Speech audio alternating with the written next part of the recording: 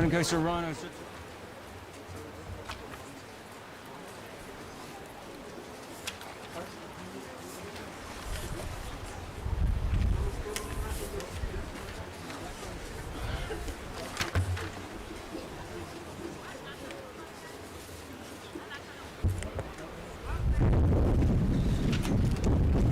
Good morning, everybody.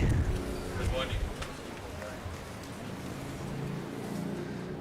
I see some of our guests are still finding their seats.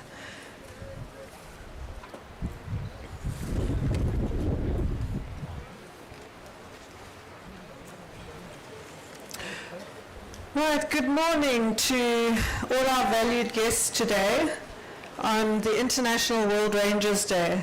It's my very great privilege and an honor to welcome you. My name is Megan.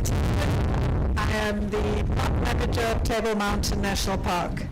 And you'll excuse the interference from the wind because we are in the Cape of Storms, so welcome. May I please first acknowledge our most special guests today, our Rangers. Today is about celebrating the valuable and most critical work that you do every day and night. We also acknowledge all the Rangers who could not be here today because they are on duty or because they are resting from hard work. And we remember that we are celebrating Rangers all across the world, celebrating each and every one of them. Honourable Minister Dion George of the Department of Forestry, Fisheries and the Environment, we are very honoured to have you here today to lead us in the celebrations. Sandparks Board Chairperson, Sandparks CEO Ms. Hapilwe Selo, members of the Sandparks Executive, our partners, Lieutenant Colonel Stephen of the South African Police Service,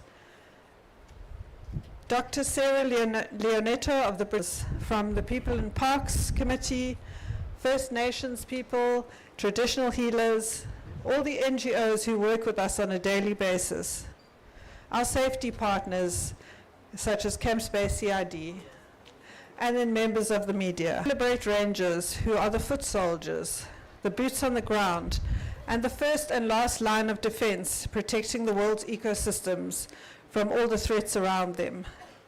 Rangers across the world play a vital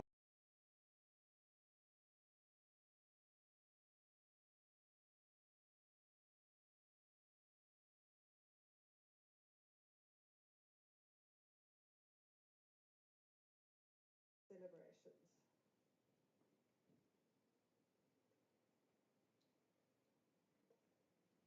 I'd now like to call on us all to stand, please, at attention for the singing of the national anthem.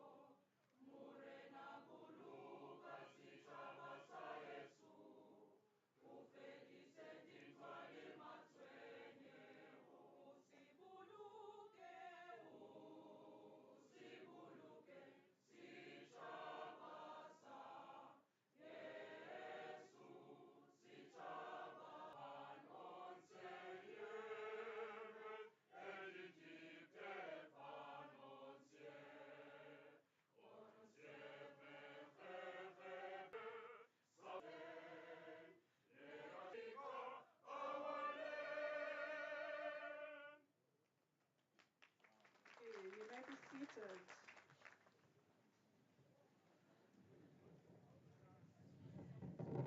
May I please call up Ms. Pam Yako, the Sandparks Board Chairperson.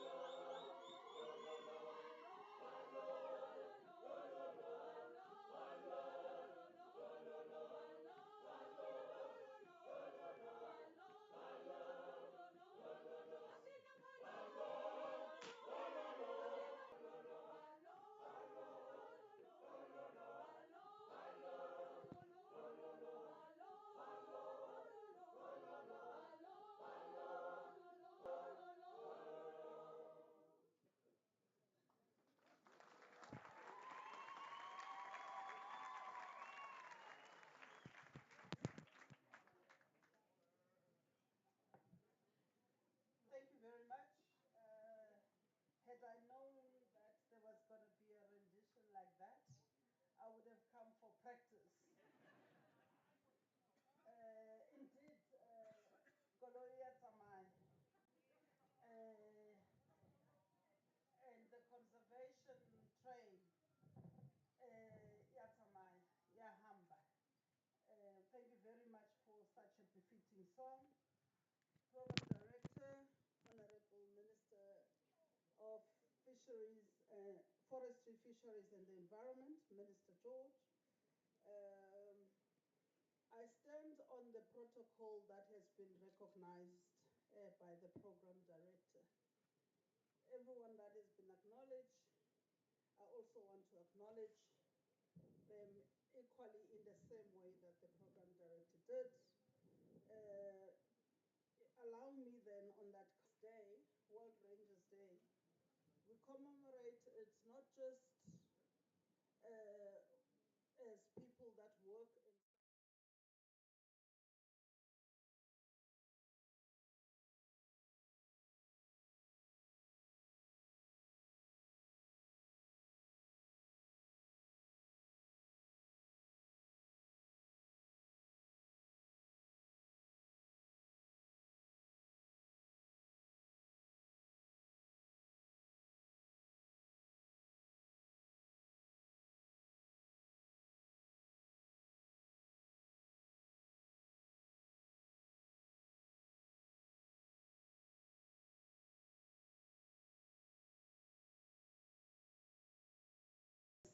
people and as people that are activists, policy makers in a way that shows both people and nature thrives.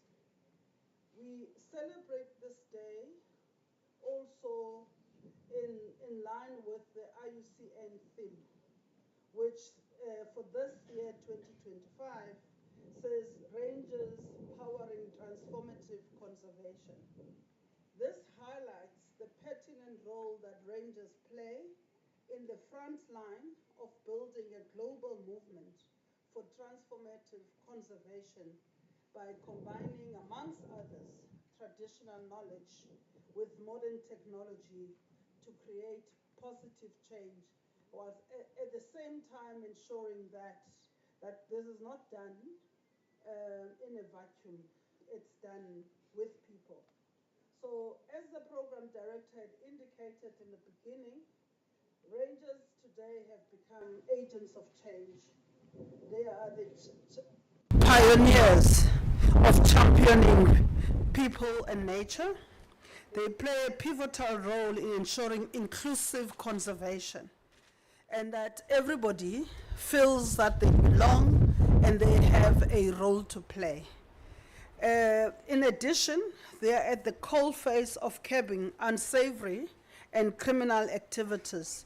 And this they do oftentimes at great personal sacrifice and sometimes put their own lives at risk. Our Table Mountain National Park Rangers, they're also expected to lead conservation in a context which include deepening opportunities for access and benefit sharing, access to the mountain, which people in this part of the world all have a stake in. And as we believe in St. Parks, that we are the custodians of the mountain on your behalf and also the world's behalf because of the biodiversity that we've been endowed with as part of the Cape Floristic Kingdom. So we have a very significant role to play, and it's not a role that we take lightly, and we also recognize that rangers are at the forefront of that. My job is to welcome everybody.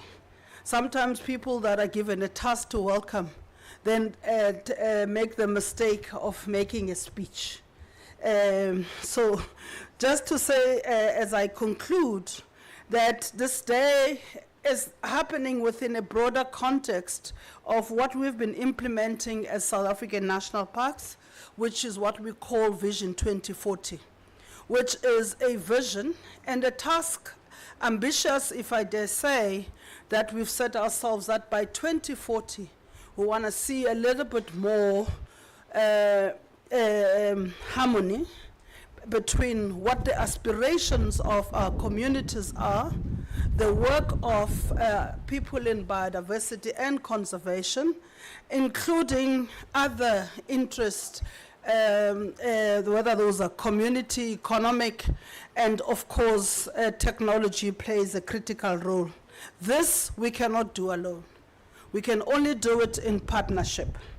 And therefore, as we today celebrate and commemorate Rangers, we also need to start thinking about what the future ranger looks like.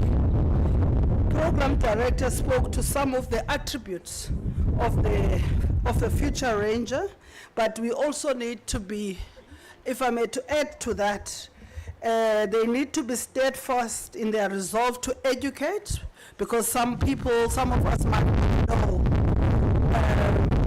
how much and what species mean, but also be able to learn from communities that would have used or know what different species mean or contribute in the various uses. They need to coach, they need to teach, nurture and protect in a manner that ensures people and nature's thrivability. With those few words, I would like to welcome you all to this event and say Namkelekile. There is Baie welkom. And you're all welcome. Thank you very much.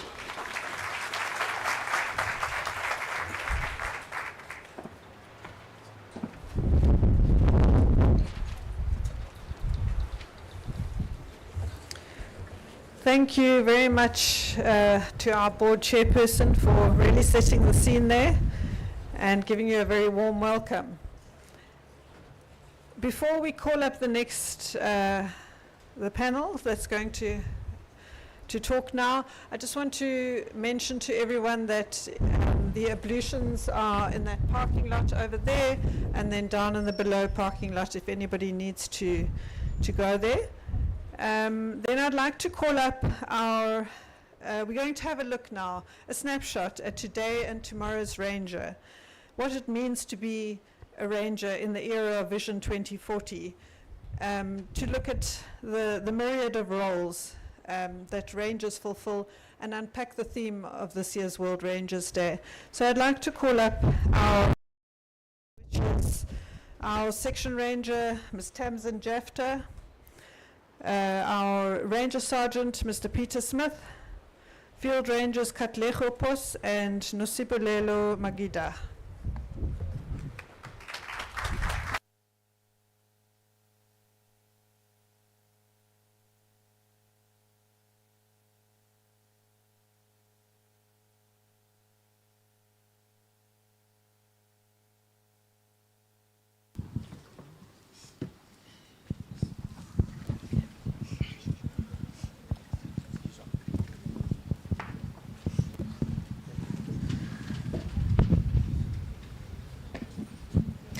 Good morning, everyone, and welcome to our panel discussion today.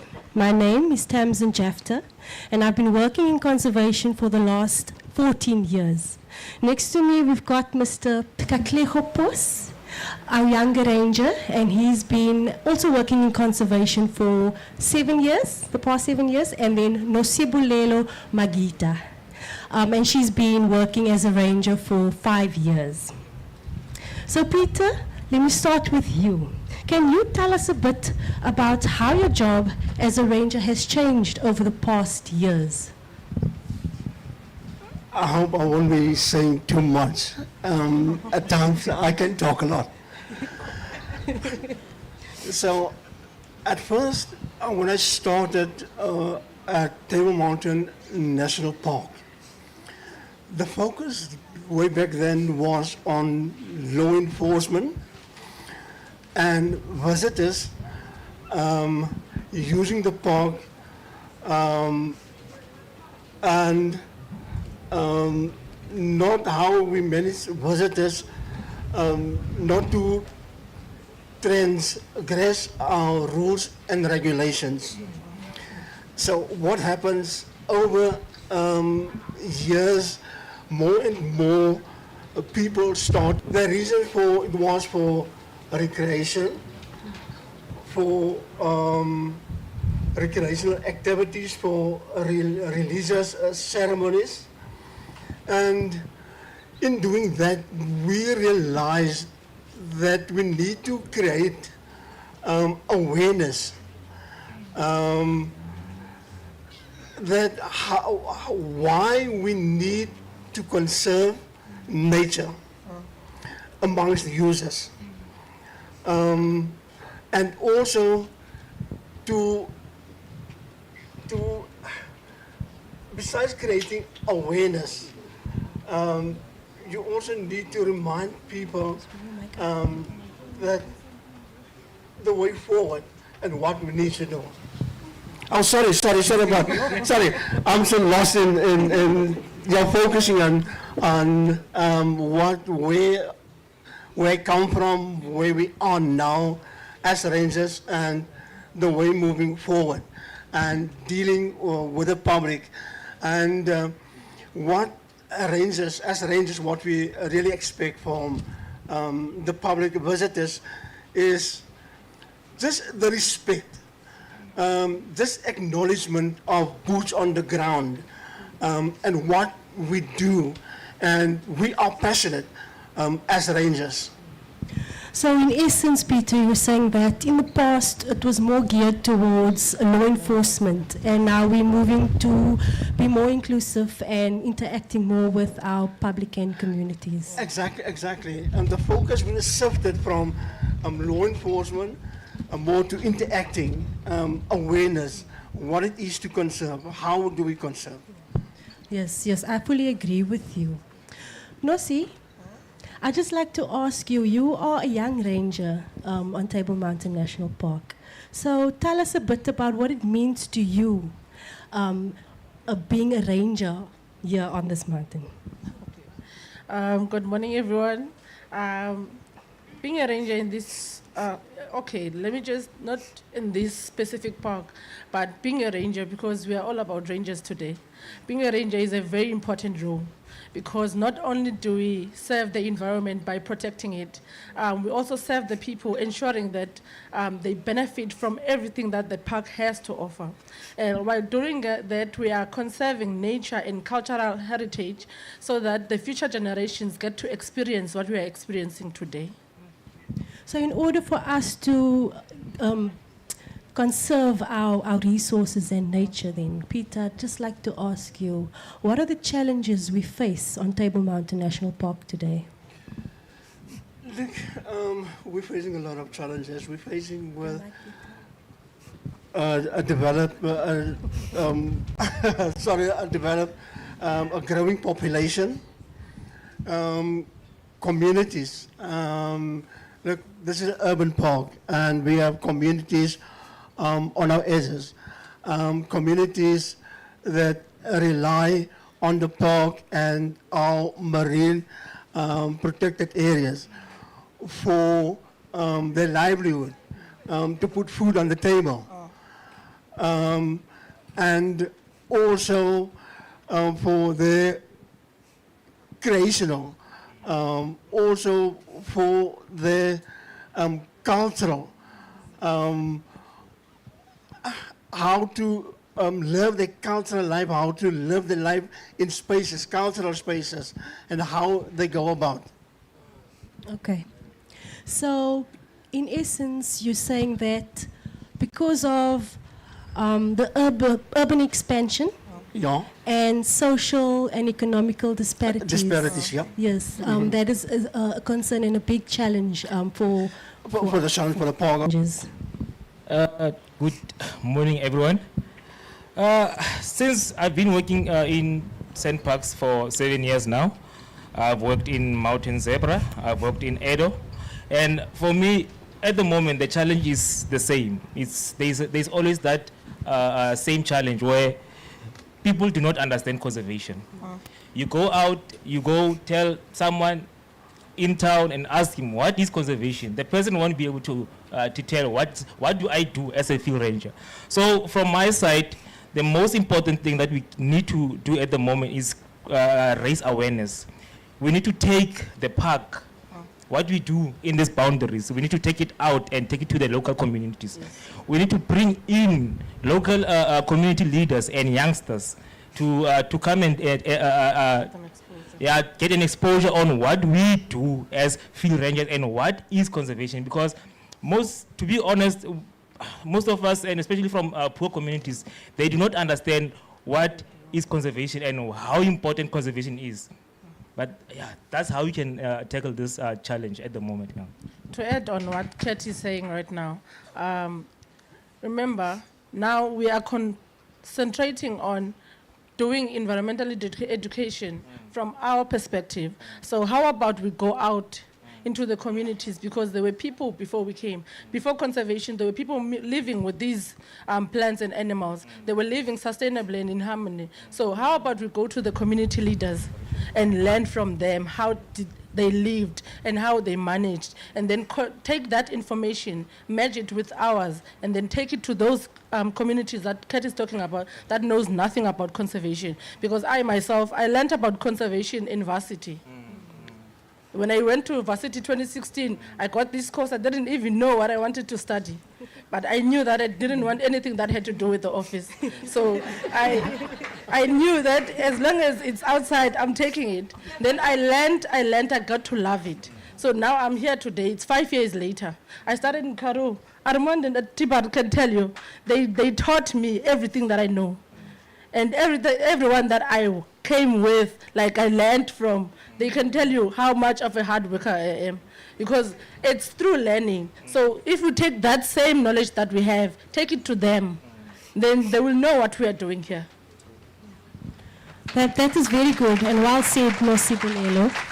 That leads me to my next question, which I'd like to refer to you, Peter, as you are the older generation that we're referring to.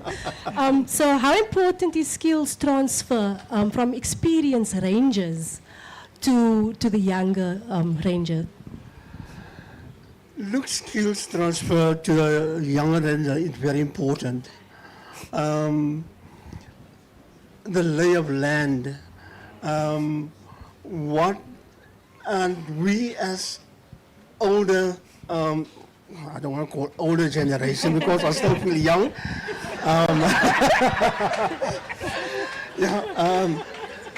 But as a more senior ranger, I think that should be appropriate. So to teach the younger rangers or younger generation the way forward, and working with the younger generation, the eagerness, the passion that's there to learn, to develop, and to move forward is there. And we as senior rangers should embrace that. We should transfer. I've been doing it. I experienced some time ago an incident where I was asked, it was put to me, so you are the Mr. Smith. So I said, like, which means there's something that went around. So I said, in my years of experience, I have this stern belief in transferring skills, encouraging younger generation to motivate them. So yes, it is, I don't want to say it's critically important, but it is important for the younger generation, the rangers, to move forward. And with a younger generation in conservation, it looks bright. It looks bright. If we have any doubt about it, we can rest assured. Conservation is in good hands with the younger rangers. Thank you so much for that, Peter. So talking about the younger generation now, what are your dreams for conservation in national parks? Okay, I'll speak first.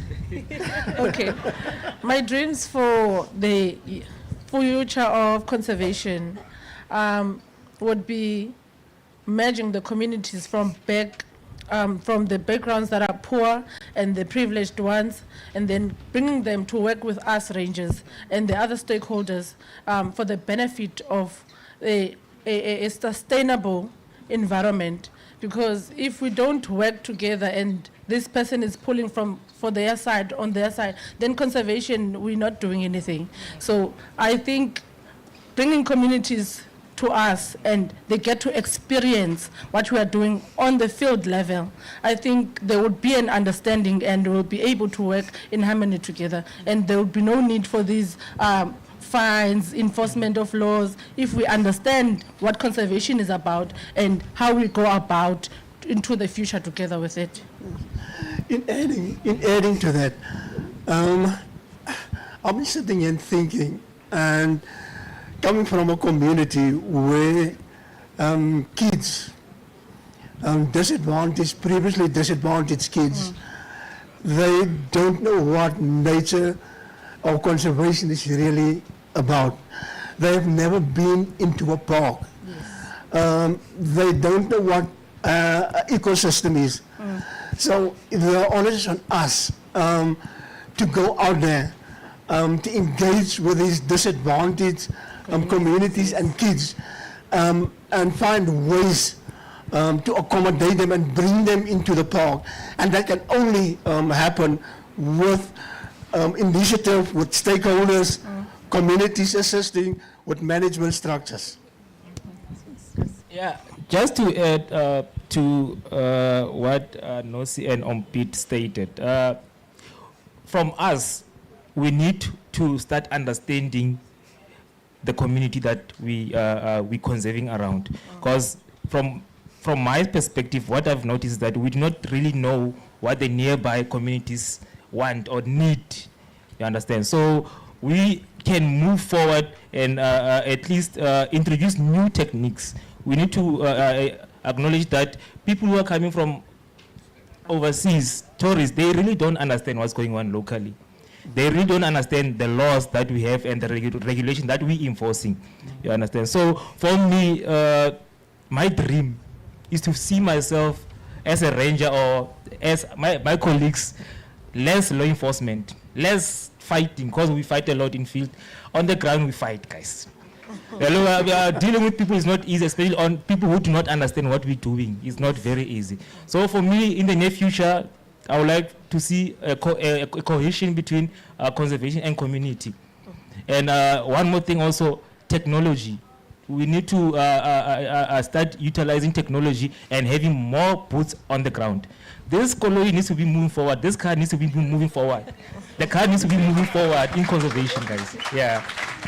Thank you, Katlego. So I think what in essence, what everyone on the stage is talking about gears towards South African National Parks 2040 vision. Yes. And that is to aim for transformation where national parks are more inclusive of our surrounding communities and the public. So I'd just like to thank you. You're not only representing rangers of Table Mountain National Park, but you're also representing all rangers across the globe. And in doing so, you are commemorating those that have fallen in the line of duty. So I'd just like to thank you so much for your time today. Thank you.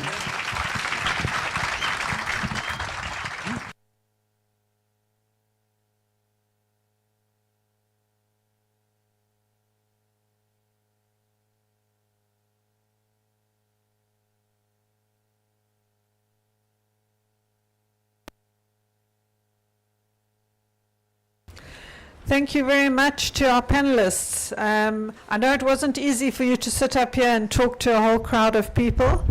It's not what you do every day, but you did very well, and you gave us a great insight into how the role of rangers is changing and the bright future that we see for conservation and for the work of rangers. I'd now like to call up Ms. Asipe Ranana, who's the Agulhas National Park Section Ranger, to read us the Rangers Pledge.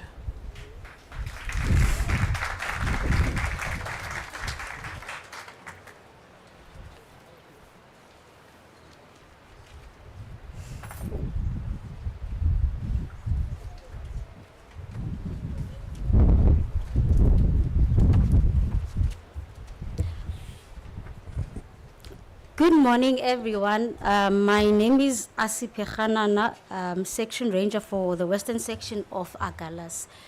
And today I'll be reading the St. Parks Rangers Pledge.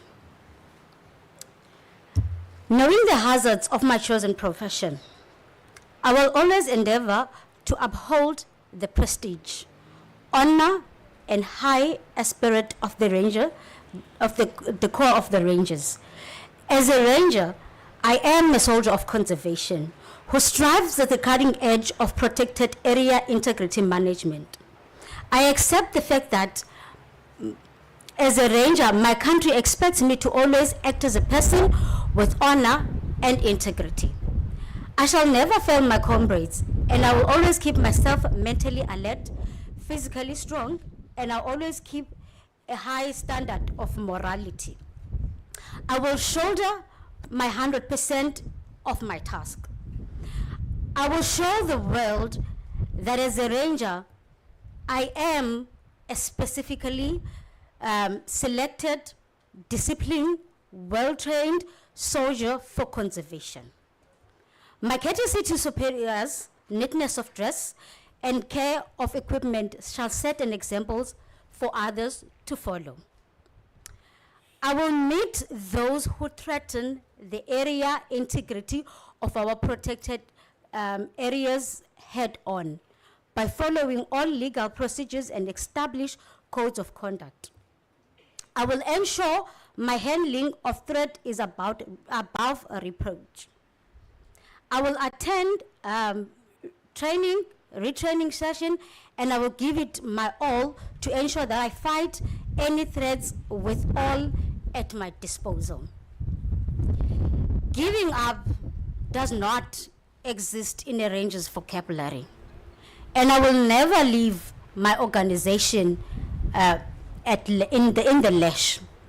I shall always endeavor to act professionally in all aspects of my daily duties, dealing with supervisors, colleagues, visitors to the park, and the public in general. Thank you.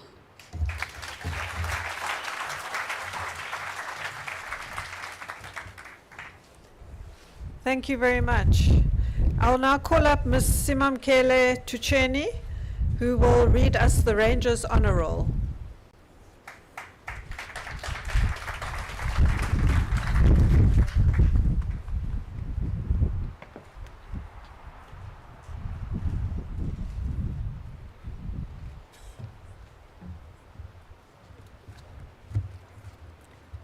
Good morning, honorable guests and rangers.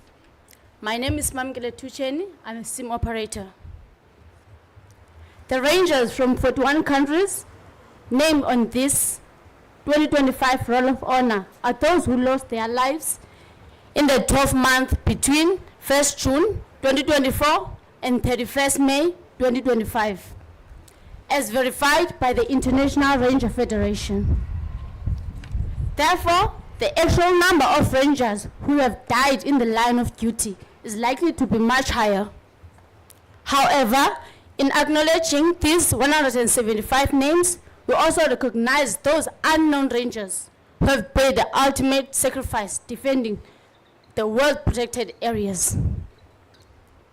And from Africa region, Amani Somaila from Benin, Kato Pasith from Benin, Kuera Kora Salomon from Benin, Parasonon Abdul Malik from Benin, Okomanso Eric from Benin, Ibrahima Motakiro from Benin, Ishmael Miswele Tsako Kitole from Kenya, Marion Girono Rahati from Kenya, Marion.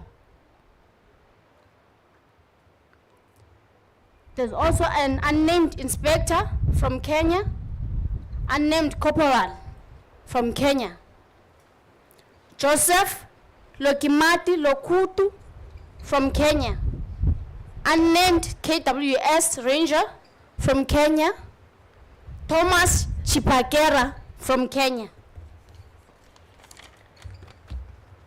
William Yohane from Malawi, Lamek Tepulo from Malawi, Louis Munyenyembe from Malawi, Hardwork Chilikonde from Malawi, 2 unnamed forest guards from Mali, Domingos Daunde from Mozambique, Fernando Paolo Wisone from Mozambique, Edgar Penez Estivao from Mozambique, Calito Kuteua from Mozambique, Pires George from Mozambique, Miguel Utel Nakamo from Mozambique, Bernard Kasupi from Namibia, Ludwig Kanasep from Namibia, 2 unnamed forester from Niger, 4 agents, forest guards from Niger, Bashir M. Adam from Nigeria, David Kandela from South Africa, Mary Marcelo Lino from South Sudan, Longi Biswadi from Tanzania, Joseph Katambi from Tanzania, Diocretias Gervas Katwana from Tanzania. Masanja Kashindre Michael from Tanzania. Sismu Jovin from Tanzania. Nasoro R. Hussein from Tanzania. Dokas Ngelecha from Tanzania. Isaac Nasari from Tanzania. Patricia Manonga from Tanzania. Arafat Saidi Miyamba from Tanzania. Julius Buhimila from Tanzania. Lydia Dismas Nyenza from Tanzania. Romanas Frances from Tanzania. Gabriel H. Gabriel from Tanzania. Abel Tata from Tanzania. Saleh bin Abdullah from Tunisia. Dismas Makilo from Uganda. Jonathan Olara from Uganda. Charles Ngapinaro from Uganda. Lenson Mumbai from Zambia. Christopher Muila Mvula from Zambia. Victor Pulu from Zambia. Aaron Kayela from Zambia. Maxwell Chihahele from Zimbabwe. Josephat Mashindara from Zimbabwe. And from Asia region, Lam Kinwari from China. Atul Kalita from India. Pawan Kumar from India. Rambau Hanwate from India. Rajesh Patel from India. Trilok Singh Mehta from India. Karan Arya from India. Puran Singh Mahara from India. Dewan Ram from India. Deep Shanda Upreti from India. Krishna Kurmar from India. Rajesh Rai from India. Matana Chikamataiya from India. D. Tangaraj from India. Tanmai Teka from India. Prakash Mishra from India. Basant Mohanty from India. Mangal Pandey from India. PC Shashank from India. Shandan Maiti from India. VR Ramasamy from India. Rayaram Molia from India. Rupesh Kshatriya from India. Abdul Khafa Sohil from India. Satashiva Khota from India. Lalit Mohan Roshi from India. Arvind Kumar from India. Matan Kumar Dewan from India. Kwanda Punji from India. Kishore Kumar Mekwal from India. Punshok Tashi from India. R. Ashoki Kumar from India. Nagrendra Singh from India. Awadhesh Pal Singh from India. Devendra Shonare from India. M. Divakar from India. TK Dinesh from India. Shamem Mohammed Mir from India. Surendra Shodhari from India. Radheshyam Pemani from India. Prahlad Pradhan from India.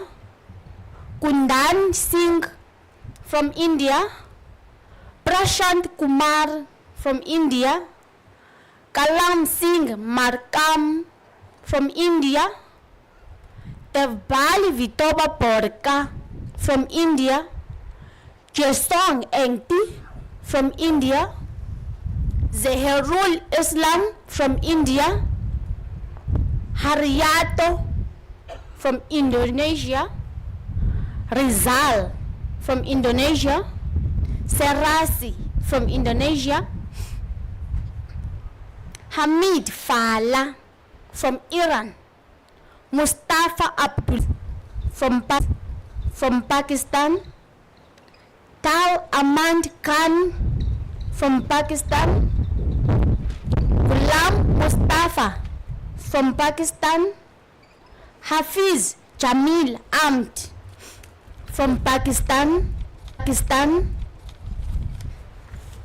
Sadar Majid Hussain from Pakistan, KW Indika Kumara from Sri Lanka, Palawat Chanabun from Thailand, Mongol Raktat Khan from Thailand, Warawan Achuan from Thailand, Hatilot Hayali from Thailand, Anek Srisufan from Thailand, Nushit Chansangsiri from Thailand, Fitsanu Punkeu from Thailand, Withawar Konmek from Thailand, Mahamarasti Pano from Thailand, Ekchai Chai Mongkon from Thailand, Surya Sukapan from Thailand, Changsak Wongsawat from Thailand, Pongtanai Chai from Thailand, Paisan Wanfet from Thailand, Kritiri Pinprayun from Thailand, Manit Sawansu from Thailand, Ding Nguyen from Vietnam. And in Central America region, Miriam Aide Javara from Mexico, Sarato Chuish Charlie from Nicaragua, Raul Alonso from Panama, Marcos Garcia from Panama, Pavlos Votasas from Greece, Baltasar Benavente Catalan from Spain, Ahmed Ekan from Turkey, Omid Tonkut from Turkey. And in North America region, Tom Lorid from USA, Kevin Crossham from USA, Dariel Vasquez from USA, Alec Campbell from USA. And in Oceania region, Neil O'Shaughnessy from Australia. In South American region, Rodrigo Ocaranza from Argentina, Jorge da Silva Campos from Brazil, Carlos Andres Astutumbo from Colombia, Hernan Felipe Calot Castellanos from Colombia, Juan Ponguta from Colombia, Ruben Dominguez Ramos from Peru, Jose David Perez Almeida from Venezuela, Whispered Guillermo Garcia from Venezuela, and also the unknown ranger. Thank you very much.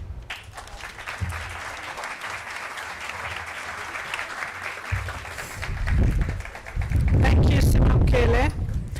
I think it's a very sobering thought or a sobering process for us to hear all of those names across the world of rangers who've made the ultimate sacrifice. Now I'd like to move on to call from some of our messages of support from those who we work with. In sandparks, in our national parks, and especially in a park like Table Mountain National Park, which is a park in the middle of a city or a city in the middle of a park, we cannot do our work alone. We need to work with our partners, our law enforcement partners, our volunteers, to make sure that we get the job done. And I'd like to call on the Sandparks Honorary Rangers Vice Chairperson, Mr. Janssen Davies, to please come and give us a message of support.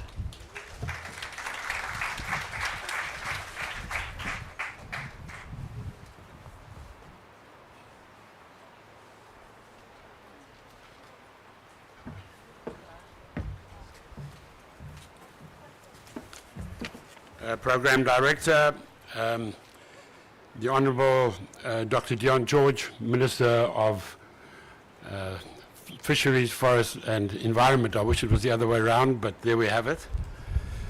The Chairperson of the Sandparks Board, Ms. Yaka, the CEO of Sandparks, Ms. Sello, executive members present from the Executive Committee of Sandparks, Mr. Property McQueen, I see you there.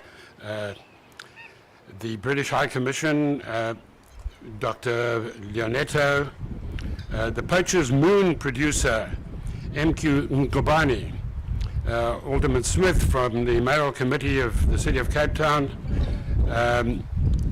Lieutenant Colonel Stephen from the South African Police Services, and I also see a few other people that I recognize here, the CEO of WESA, Ms. Stephanie Twitty, and the chairperson of the Table Mountain National Park Honorary Rangers region, Mr. Kevin Collin. All dignitaries, I recognize you, colleagues, friends, ladies and gentlemen, especially the rangers there sitting in the back there, all protocols observed. It's a great honor for me today to do this message of support from the Sandparks Honorary. I come some distance and looking for half a century now. Program Director, it's a great pleasure to represent the Honorary Rangers. There are 2,500 or thereabouts volunteers throughout South Africa, spread throughout 31 regions, looking after all the national parks in South Africa, not only from a moral support point of view, but also materially. The message of support from the Sandparks Honorary Rangers is that the Sandparks Honorary Rangers stand by and support all rangers and the work that they do, and appreciate the difficulty, danger and complexity. And indeed, Program Director, I want to agree with you, listening to those names is quite chilling throughout the world of the people who have lost their lives in the course of duty. We also commemorate all the rangers who were killed and who were injured in the course of duty. We celebrate the work of the rangers to protect the world's natural and cultural heritage, and today we salute you, rangers.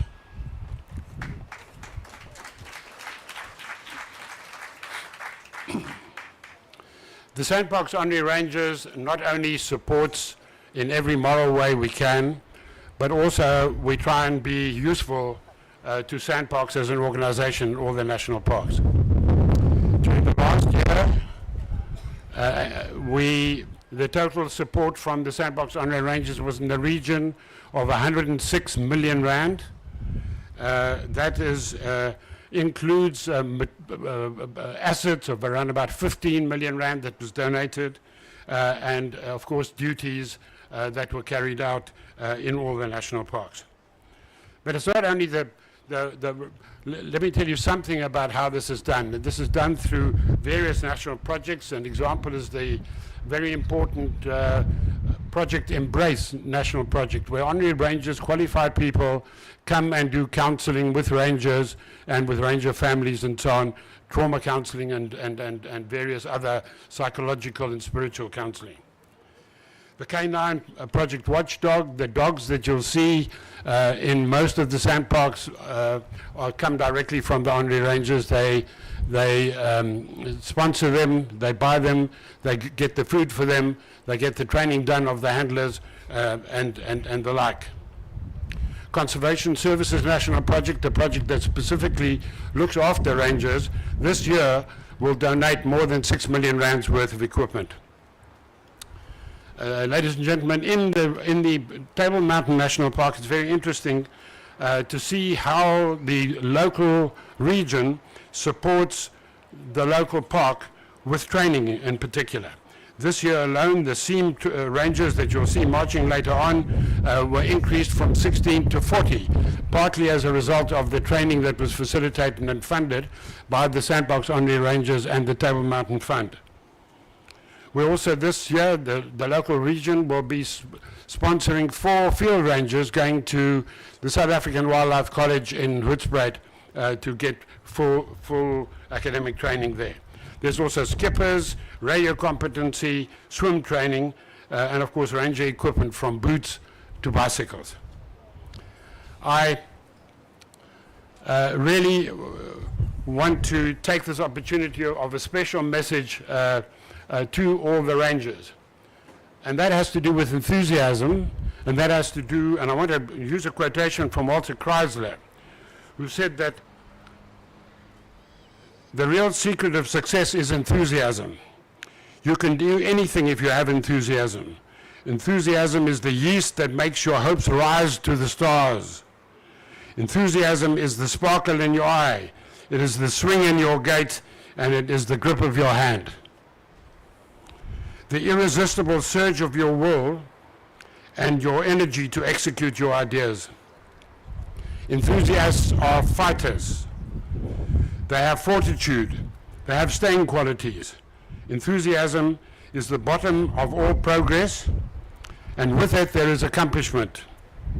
And without that, only alibis. I wish you enthusiasm. Thank you very much.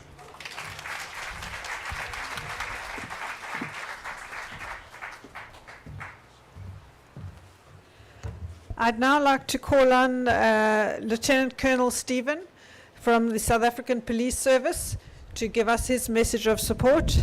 We work very closely with SAPS here in Table Mountain National Park and recently revitalized the Table Mountain Safety Forum where we meet with SAPS regularly and organize joint deployments.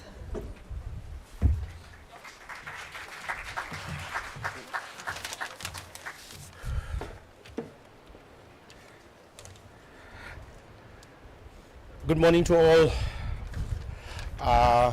Minister George, Dion George, the Honourable Minister Dion George, Sandparks Leadership, Sandparks Board, City of Cape Town officials, the MACO member, Mr. JP Smith, to all rangers, the conversation partners, the volunteers, and my colleagues from law enforcement and all his team guests. On behalf of the South African Police Service, it is a privilege to bring a message of support to the brave men and women the Rangers portray, and we honor you for that. We stand with you in full recognition of the enormous responsibility you carry, whether you're patrolling rugged mountain slopes, responding to wildlife crime, or protecting visitors and natural heritage. Your presence is vital, not only to conversation, but also to the community safety and to law enforcement as well. In the City of Cape Town, we are proud of the growing partnership between SAPS, Sandparks, and the city enforcement, that's law enforcement and Metro, including traffic, through regular joint patrol operations, intelligence sharing, the Table Mountain Safety Forum. We've seen real progress in the fight of crime within the mountain. This highlights the coordination of the arrest that we made on Lion's Head, the abalone bust at the Cape Point, and the swift response to crime affecting visitors and local tourists alike. This is a model of what can be achieved through unity of purpose. Crime on Table Mountain is decreasing and safety is improving because of all of us together. Togetherness, we are one. To the Ranger Corps across Table Mountain National Park, we salute you with courage, your vigilance, and your commitment to both people and the planet. SAPS will continue to stand beside you in service, in solidarity, and in shared responsibility for the safety of our city and the preservation of our national treasure, the Table Mountain, and all other conversation in Cape Town. It is a privilege to be part of you all. Thank you.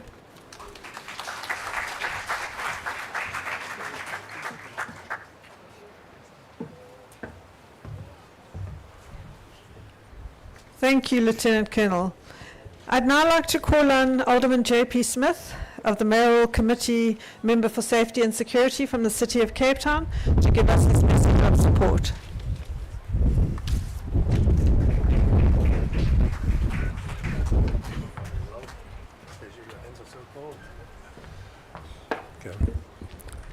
Good morning, everyone. Goeiemorgen. Onke. Assalamu alaikum. Namaste. Shalom.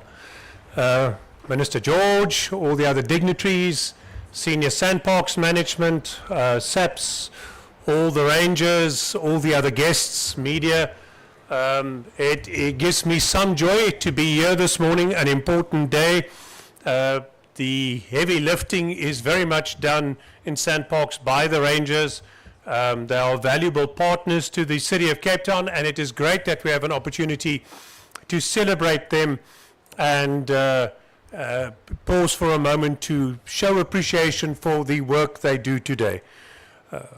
The city has a wide range of partnerships with Sandparks. We value those partnerships. We could not do our work without Sandparks, and I hope that the feeling is mutual, that there are many parts of what they are obliged to do every day in terms of visitor safety, managing traffic in and around their facilities, dealing with fires, protecting their assets, that we play a role about, whether it is sharing drones, managing traffic in the access to this particular site during summer and to Cape Point, having our firefighters respond and work with volunteer wildfire services and everyone else.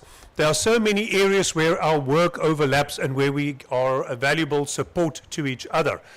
And I can only say to Minister George, we've already had some conversations about how we can do more. We're on a good footing already, but there definitely is room for improvement and for us to integrate our technology systems, our dispatching mechanisms even further, and the city is keen to do that. We're just busy launching our Joint Services Operations Center.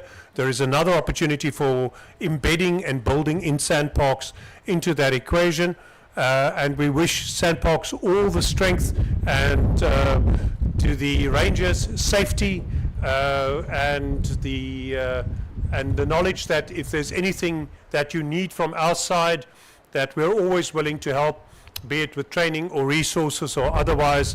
The mountain is a huge asset in the middle of the city. It gets totally disproportionate media attention. You'd sometimes swear that the only place where crime happens is the Table Mountain National Park. And so when an incident happens here, the media give it very significant attention.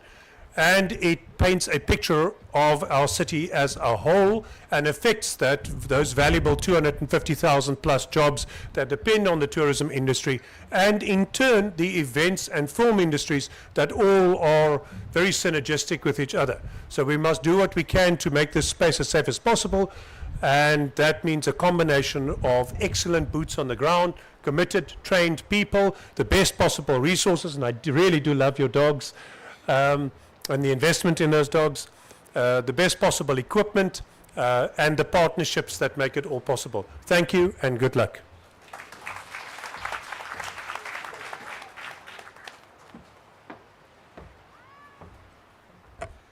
Friends, as we edge closer to the keynote address, my name is Bongani Mnisi. I am the General Manager for the Cape Parks, which of course includes the park on which we're celebrating Rangers Day today. Today is of course Rangers Day. You guys are more important, and all these dignitaries here are here to support you. And I think that's a take-home message. That is not about any executives. Today, it's about Rangers. And I'd like to ask you to please give the Rangers a hand of applause.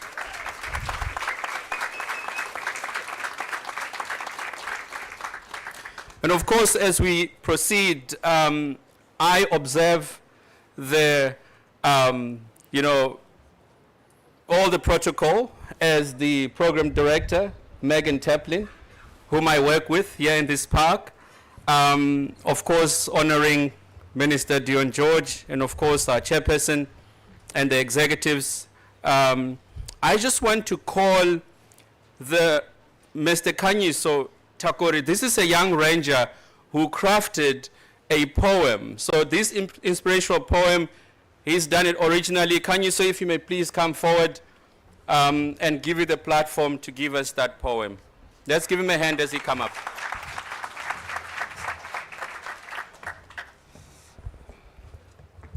Good morning, ladies and gentlemen. The title of the poem I'm going to present, it's called Protectors of the Wild. Under the hot sun and open big sky, where wild animals live and birds fly high, the rangers, they walk with courage and proud. The rangers who kept the nature safe and sound. With worn-out boots and eyes so wise, they watch the land with careful eyes.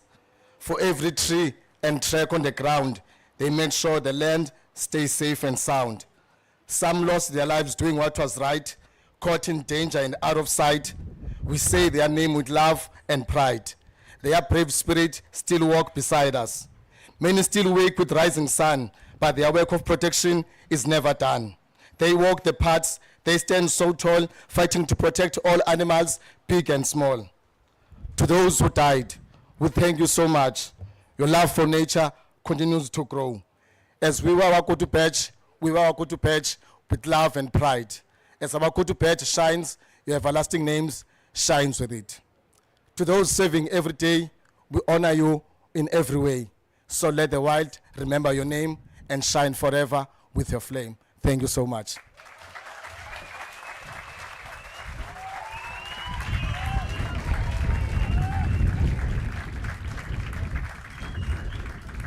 That's a ranger in the making. Kanyiso, he's an environmental monitor at the moment. And even as I call Nkosi Maswazi to read a scripture and a moment of silence, I just want to ensure that the producer and trailer of the film Poacher's Moon, I want that film to be loaded as Nkosi Maswazi come up stage. Nkosi, are you somewhere closer? And is the video being loaded? Do we have Nkosi Maswazi? Is that you? Come. You walk like you're not convinced. Thank you.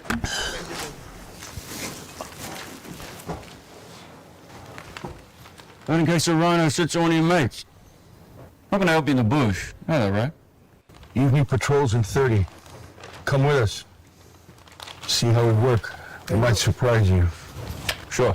Or, keep working on that stand-up. Yeah. We just want to key the video. When he finishes, then we can play the video. Is that okay? Yeah, proceed. Okay. Yeah. Oh, thank you very much.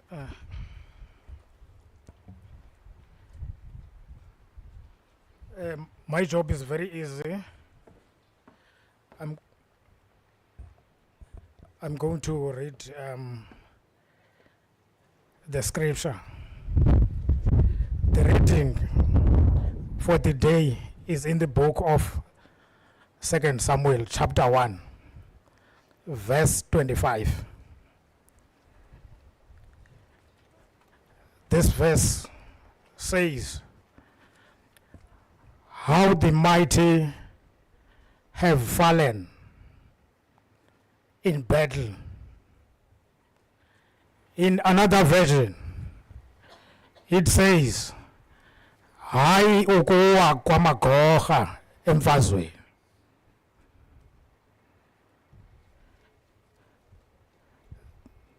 This verse is relevant to this commemoration of today because it's a day to acknowledge the sacrifices made by those individuals as we honor them and remember them.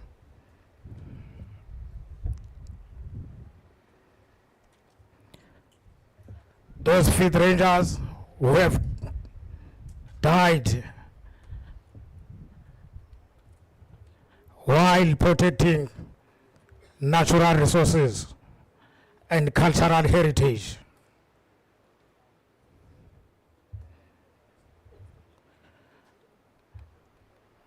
God, in your mercy, bless this word.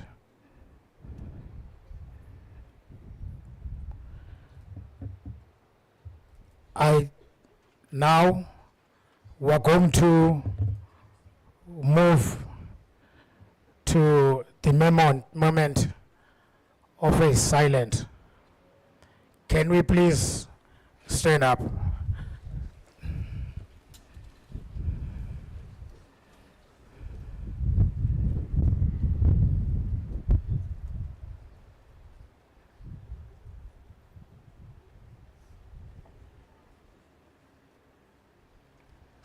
I thank you. You may be seated.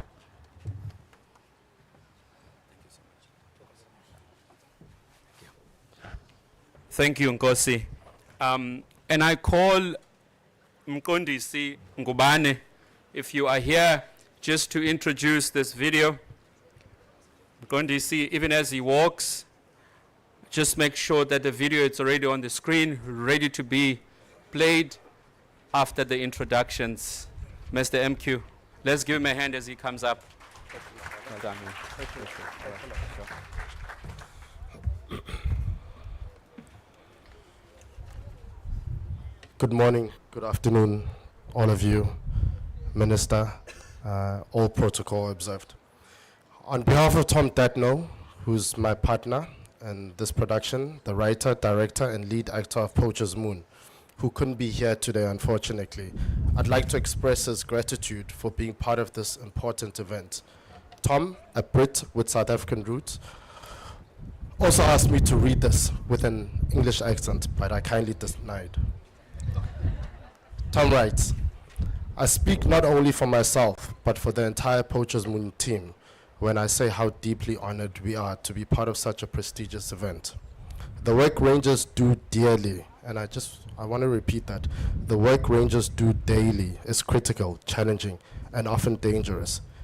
As a filmmaker and actor, I aim to get as close to the truth as possible. But you, the Rangers, are the truth. Storytelling has a unique power to transcend logic and touch the heart.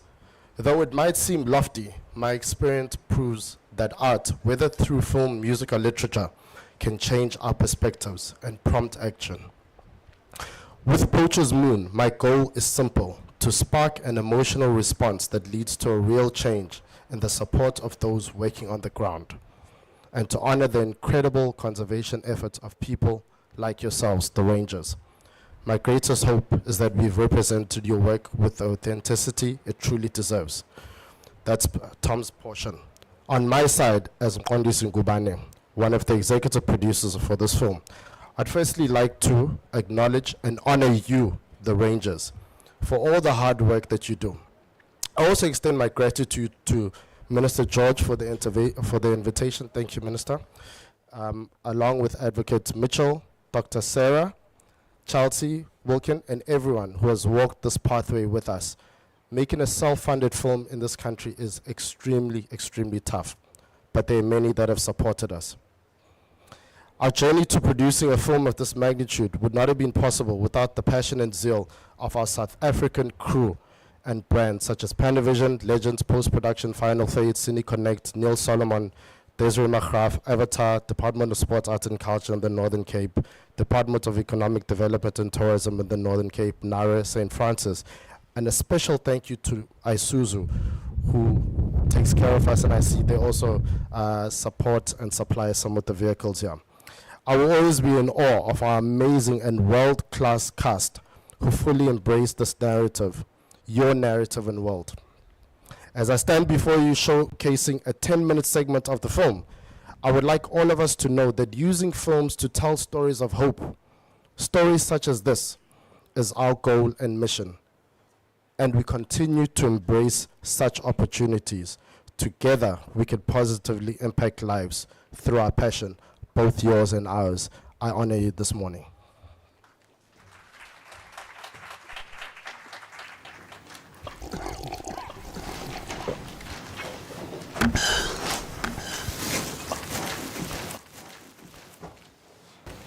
Not in case a rhino sits on your mates. How can I help you in the bush? Yeah, right? Evening patrols in 30. Come with us. See how we work. It might surprise you. Sure. Or, you know, keep working on that stand-up routine.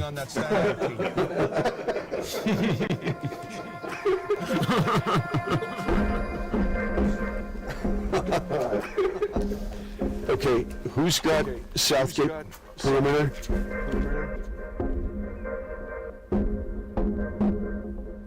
One week until the poachers move. I don't know how many ways I can say it, but where road meets farm, we're vulnerable. So what do you suggest? Fortifications. Always the same with you, Oaks. Make it bigger, stronger, taller. Whatever comes through these fences, it's my job to stop. Can you stop the moon, Mr. Miller? Only on the weekends, Mr. Hollinger. Storm's coming. Excuse me? Said a storm is coming. Used to have these giant maize fields over there by the copies there, remember? Part of Pops' sustainable agriculture plan. One year around fall, this tiny little bugger, African armyworm, shows up. You know, a parasite, the size of my index finger, decimated the crop. And Dad tried everything. First natural deterrents, then heavier stuff, chemicals, pesticides, expensive shit. The infestation under control, manageable. And every year around fall, they'd be back with a vengeance. The 1 year is at wit's end, so douse the crop in bleach. When it lay dead, he ripped each stem from the ground. Problems ceased to exist because he went to its core. Tore out the virus, root and branch. So you can fortify, you're papering over the cracks. Moon will rise, tides will swell, and dog will have its day. No stopping it. You have no idea how vulnerable you really are. You'll get it, though. You'll get it.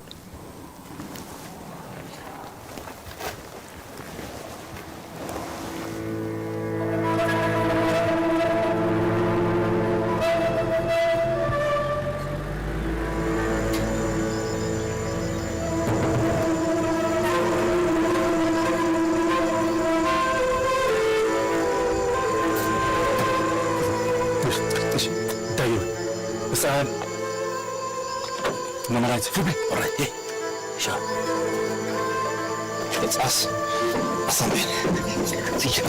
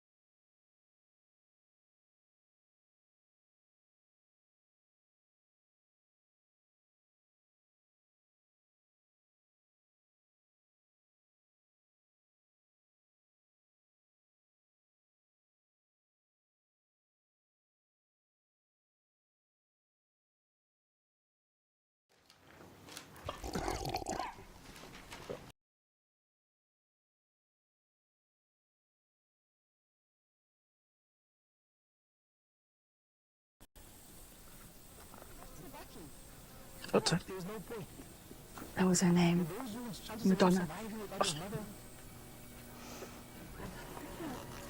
Like a singer. Like the painting. Madonna and child. And because she was a bit of a prima donna.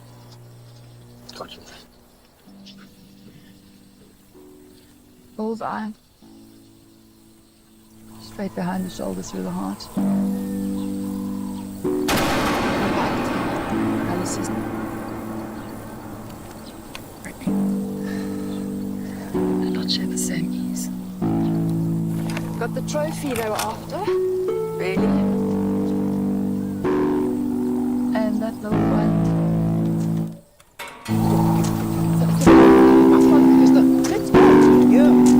Come,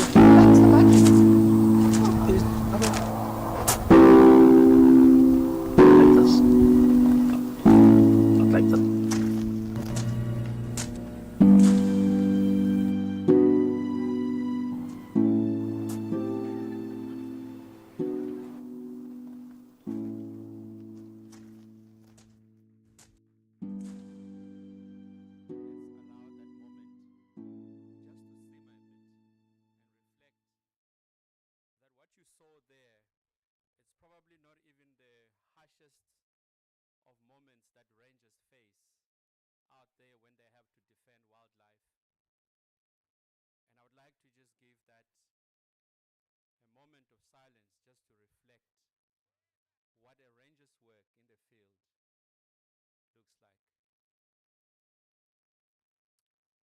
And I think even as I call the Minister, the Honorable Minister Dion George, Minister of Forestry, Fisheries and the Environment, I'd like you to stand and remain standing as he come up stage to give us the keynote address.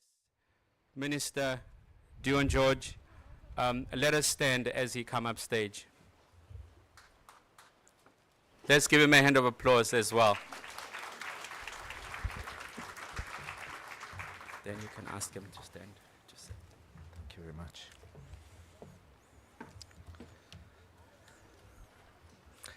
Please take a seat, everybody. Chairperson of Sandparks Board, Ms. Pam Yarko. CEO of Sandparks, Ms. Appeal Weselo. Managing Executive of Parks at Sandparks, Mr. Property Mokoena. Vice Chairperson of Sandparks Honorary Rangers, Mr. Janssen Davies. Mayoral Committee Member for Safety and Security in the City of Cape Town, Alderman J.P. Smith. South African Police Service Lieutenant Colonel K. Stephen, CEO of WESA, Ms. Cindy Lee Kluter, representing the British High Commission, Dr. Sarah Leonetto, the producer of Poacher's Moon, Mr. M.Q. Ngubani, traditional leaders, Sandparks Rangers, distinguished guests, good afternoon. It is an honor to stand here at the foot of Table Mountain to mark World Ranger Day. Today, we gather not just to celebrate our rangers, but to reflect on what their work demands, what it protects, and what it deserves in return.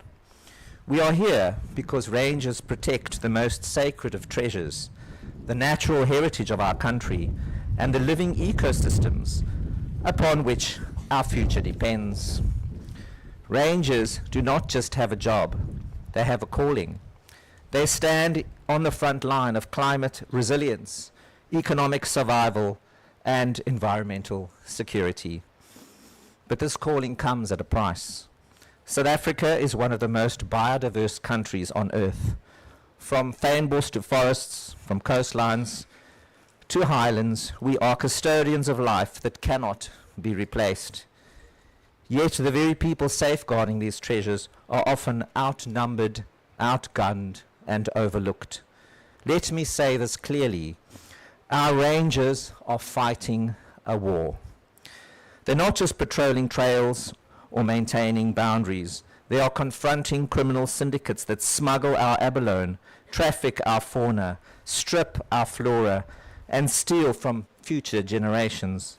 Some of our rangers cannot go home because poachers know where their families live.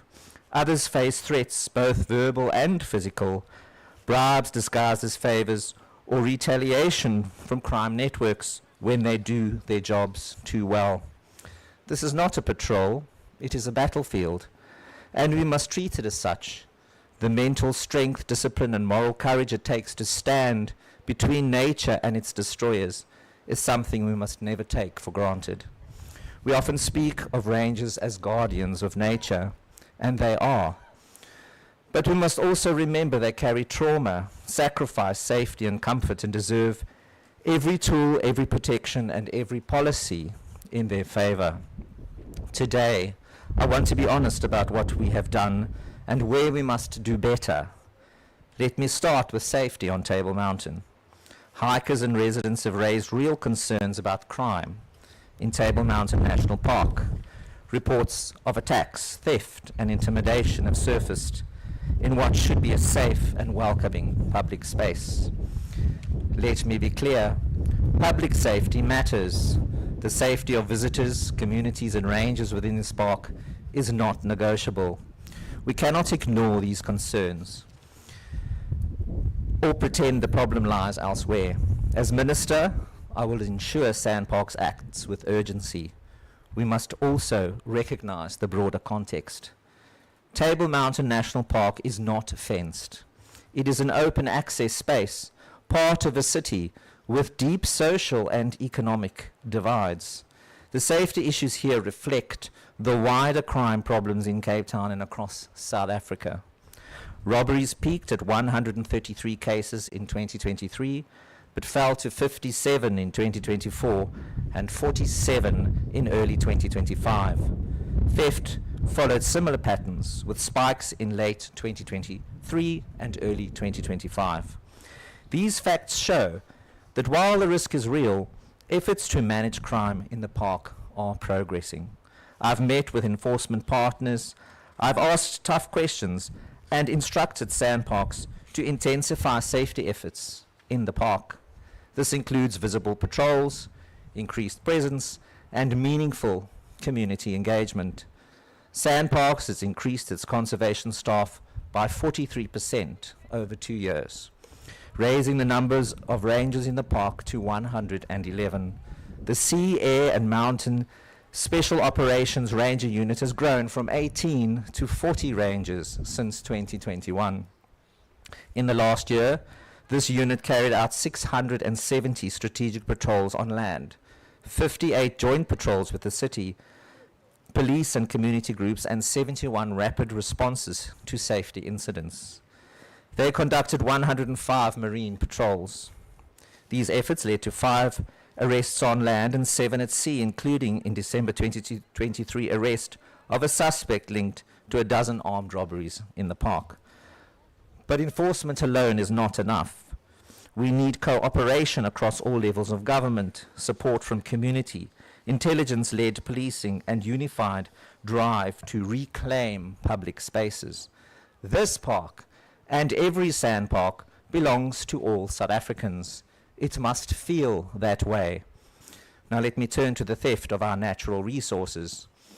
Illegal abalone harvesting is a multi-million rand criminal business. Syndicates are stripping our coasts, laundering their catch through global networks, and destroying biodiversity and jobs.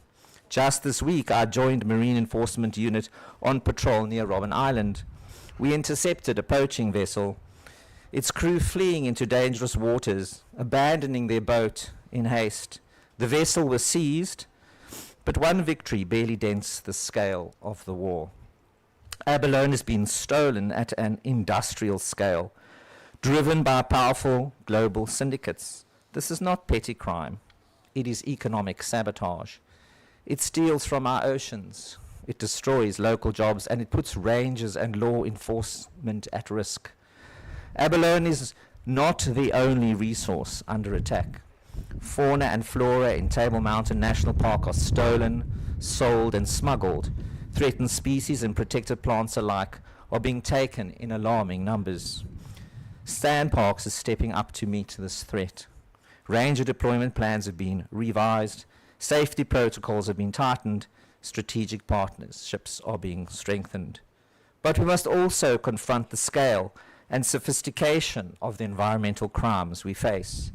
Abalone poaching, like rhino poaching, pangolin poaching, and lion poaching, is driven by global syndicates who move product and money across borders with speed. Succulent plant theft, once seen as niche, is now big business, and some rare species fetching exorbitant prices on illicit markets. These are not isolated offences. They are organised, deliberate attacks on our ecological wealth, and they demand a full-scale, coordinated response. We must bolster enforcement with drones, K9 units, digital mapping, forensic labs, and strong legal support. Environmental crime is a serious economic and national security issue. We must treat it as one.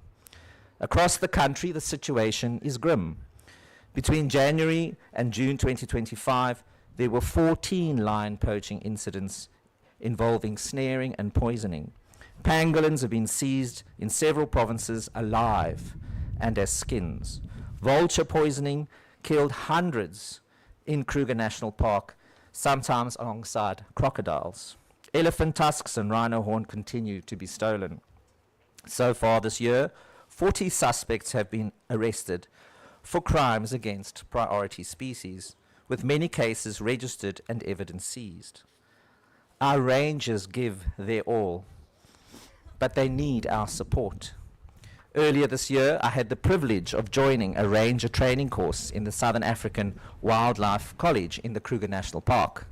It was not symbolic. It was 2 weeks of physical, tactical, and emotional immersion. I learned how to track, navigate, and defend in the bush. I witnessed firsthand the discipline and endurance required to be a ranger in South Africa today. I trained alongside men and women who live for weeks away from their families, who move quietly through dangerous terrain, who carry not only rifles, but responsibility for our future.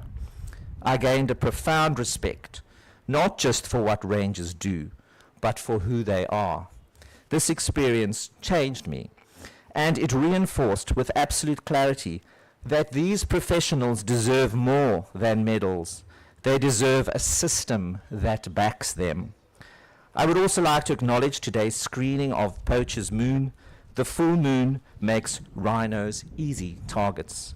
Rangers call it the Poacher's Moon, and for good reason. By telling this deeply South African story on a global stage, the film exposes a crisis that is often hidden in shadow. It does what we must do more of: bring the rangers' experience to the center, honor their courage, and call for urgent collective action to protect them and what they protect. Let us return to the heart of this day, the ranger. Without our rangers, nothing. Protected areas are just lines on a map. Conservation plans fall apart. Being a ranger in South Africa in 2025 requires courage, physical and moral. It requires discipline, even when exhausted, afraid, or unsupported. The work must get done. And it requires love for the land, the animals, and the people who will inherit what we protect. But love alone is not enough. We must back our rangers with budgets, policies, and programs that reflect the realities they face. I am committed to ensuring that rangers receive the respect, protection, and resources they deserve. It is a clear order to my department and a promise to every ranger listening today. We will do more. We will stand stronger. We will back you. We will build a system where no ranger stands alone. We see you. We honor you. We must do better by you. Rangers are not a footnote. You are the front line. You are not alone. We see your sacrifice. We mourn your loss. We owe you more than words. We owe you action. I stand with you. My department stands with you. This city stands with you. and South Africa stands with you. Let us move forward with pride. Let us move forward with resolve. What we all need is the endurance of a ranger. Thank you very much.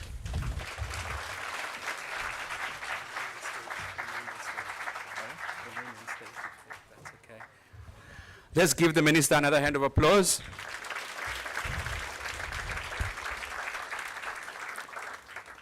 And at this time, as we move into the candle lighting to honor the fallen rangers, I would like to call the board chairperson of South African National Parks, Ms. Pam Yako. Let's give her a hand of applause as she comes up. Also calling Mr. Armand Nell from Kruger National Park as well to come up. Let's give him a hand as he come up. We'll be lighting the candles, and of course we are in the Cape of Storms. There may be concerns of fires, but today it's wet, so the risk of fires might actually not occur, but the candles might struggle to be lit.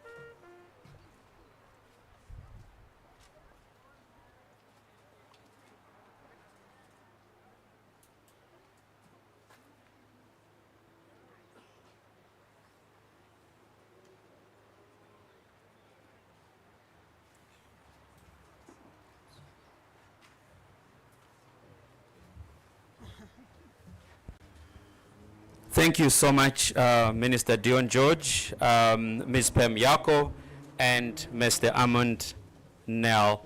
I'll call back the program director, Megan Taplin, to continue take this vehicle moving forward. Thank you. We're now going to have a look at our marine protected areas, and if I can just ask the technological whizzes there to have it ready. In celebration of both World Ranger Day and Marine Protected Area Day, which we celebrate tomorrow on 1st of August, SANParks is proud to share a short film developed in collaboration with the Sea Change Projects, who also produced the iconic My Octopus Teacher. If you haven't seen it, please watch it. The film we'll show today offers a glimpse into the Table Mountain National Park Marine Protected Area and the dedicated teams working to protect it. The film highlights key aspects of SANParks' work, including law enforcement in partnership with other agencies to protect marine wildlife and ecosystems from illegal activities, stakeholder engagement involving communities, community fishers, NGOs and user groups in shared marine stewardship, science and monitoring, which guides our adaptive management and helps assess the effectiveness of our marine protected areas. Collaborative conservation, recognizing that protecting our oceans is a shared responsibility. SANParks thanks all its partners, from enforcement agencies and researchers to tourism operators, NGOs and coastal communities, who contribute to the success of the Table Mountain National Park Marine Protected Area. Together, we are building a more resilient, thriving ocean and a mega seascape. Enjoy the film.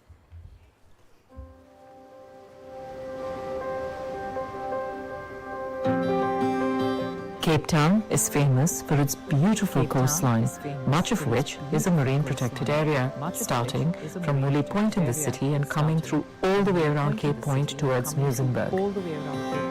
The The protected area is demarcated into two zones, a no-take zone where no extractive activity is allowed, and a control-use zone where some fishing is allowed with the necessary permits. However, all recreational activity is allowed everywhere.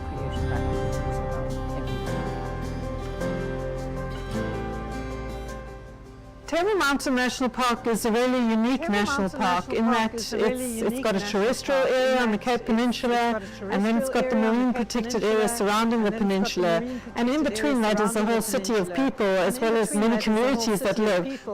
So in fact it's actually a city inside a national park.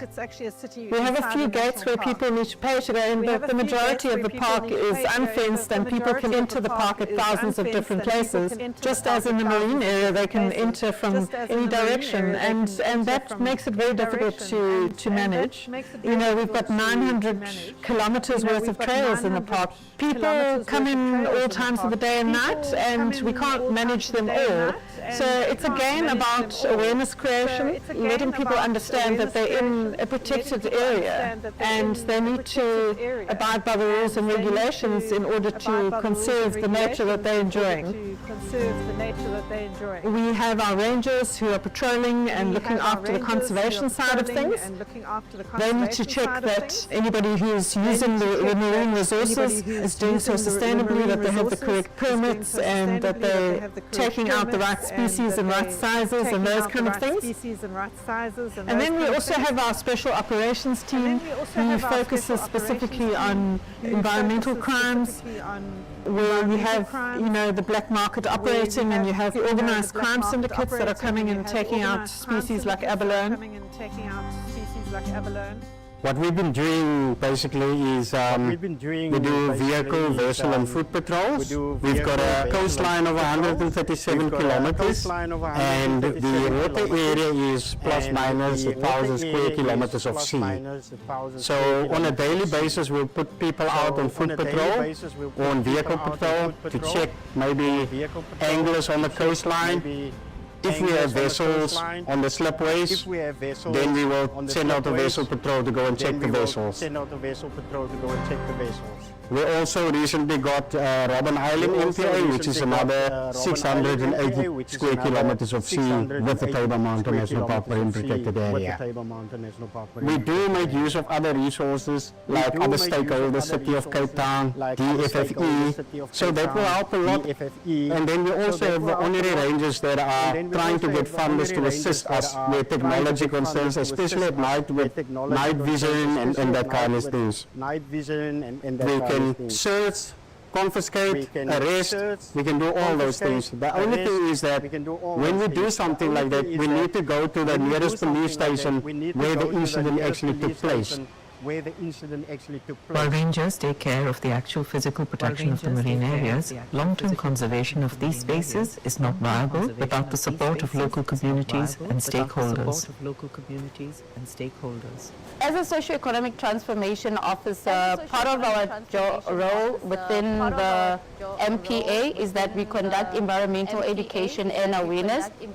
I believe that as SANParks, we cannot be able to say that we are managing the MPA without involving our stakeholders, because I feel it's a joint event that we need to work together, and also it will then bring the conservation stewardship as well into the limelight, wherein communities then can value why conservation is so important if they understand in terms of the type of work that we do in the park.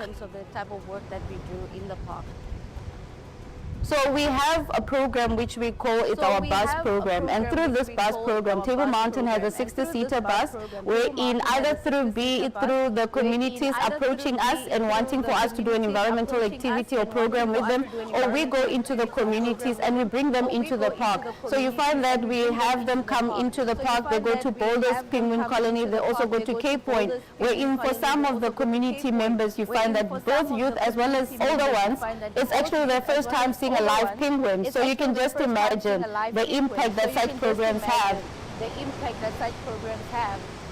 The African penguin's a great example of how we need to so carefully balance the needs of people and the needs of the environment. The main threat for the African penguin is actually their food resources. They feed on sardines and anchovies, which is also the major target for commercial fishers as well as the subsistence fishers, or small-scale fishers as they're called. So it's really a matter of trying to balance those needs. So we work a lot with the local leaders within the community. We also work with the small-scale fishermen within the communities. They are part of our stakeholders. And quite recently, we also started working hand in hand with some of the traditional healers that you find around the Cape Town metropole. And they also have an interest with regard to some of the activities that happen within the marine protected area.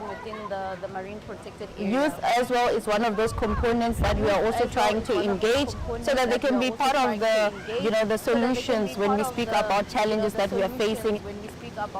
With poaching being a big threat, youth in local communities are also becoming a target, endangering their future, and Sandparks hopes to change that. In some of the communities, you find that they are targeting youth in order for them, to collect some of the poached species, so that because if they are caught as younger kids, then they are more lenient on them as opposed to somebody who's older. So then that means that those youth are then now seeing poaching as a way of life. So it's something that even the community members themselves are quite worried about, and I'm quite glad that with the type of relationship that we have with the different stakeholders within the communities, we are working to address that. Like currently right now, as Sandparks as a whole, we have a national program which is the marine economy, and that program now, it's more focused on ensuring that we go into communities that are staying adjacent to marine protected areas, do a needs analysis and find out what is it that the park needs to be able to meet halfway with the communities, so that they could be able to sustain their livelihoods.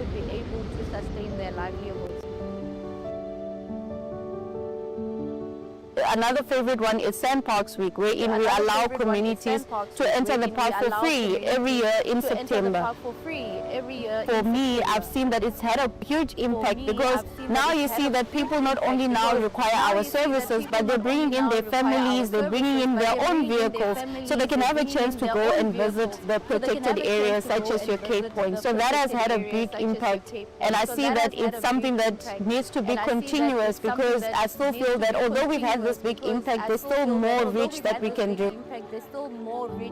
Some of the other challenges in the marine protected area are pollution, as well as prospecting or mining. And then there's a big push towards things like oil drilling for gas in the oceans, and those are activities which can have a huge impact on the oceans.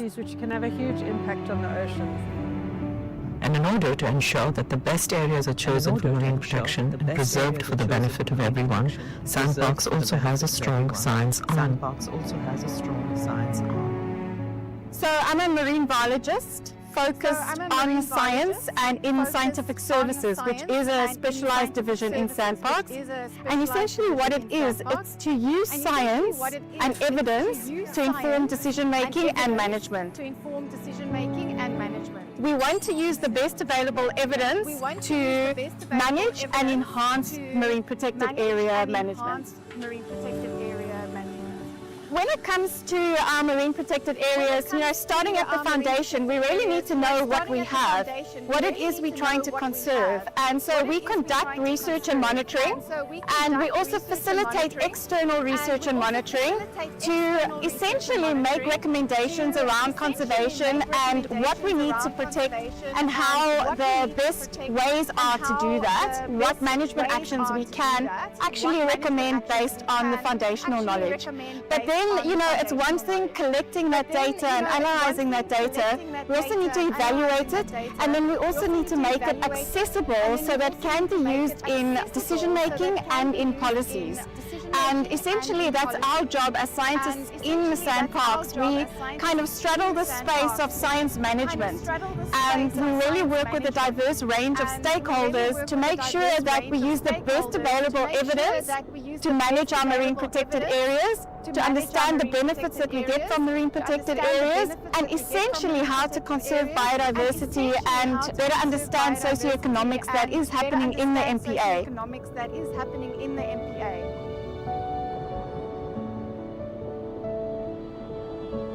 Scientists and biotechnicians in sandparks, essentially we work with our managers, with our stakeholders, with our rangers on the ground to bring everybody together.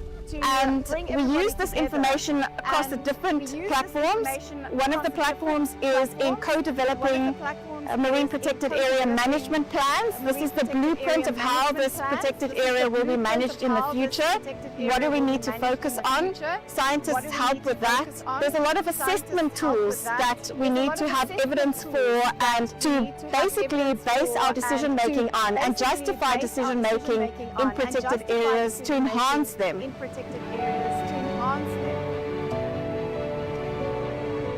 And then another thing that we do is we work with a range of stakeholders. We represent sandparks in national and international forums where, we do biodiversity assessments, we ensure that management is sustainable, and essentially what we do is we evaluate conservation actions, and continuously we learn and we adapt and we learn and we adapt, and it's only that way can we, by learning and adapting, can we really manage the area in the most effective way.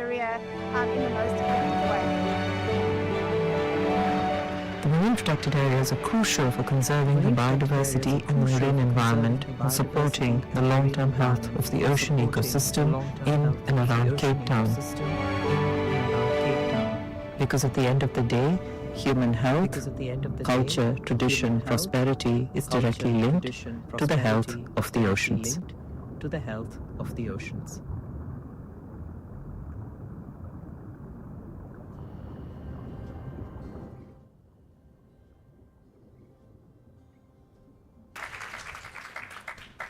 If I may please call on our Honourable Minister, our CEO, as well as the Managing Executives of Parks and Kruger National Park to inspect our drill squad of the Rangers.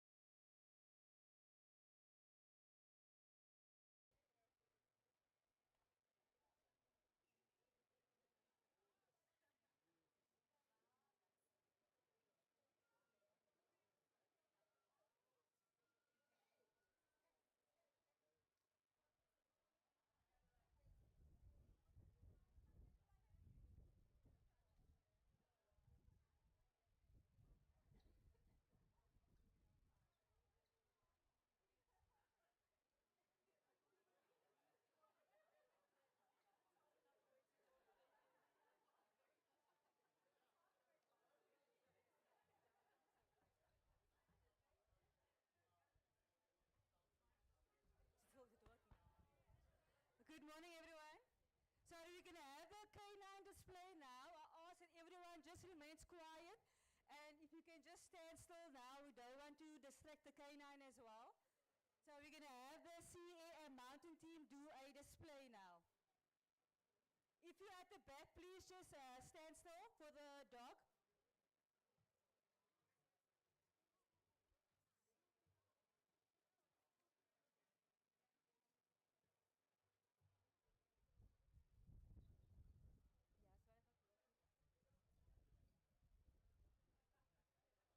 Hello. Okay, there you go.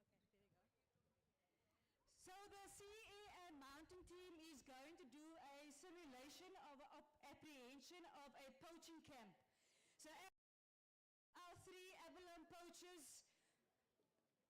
and they have their poaching levers and their belly bags, so they are inside the national park.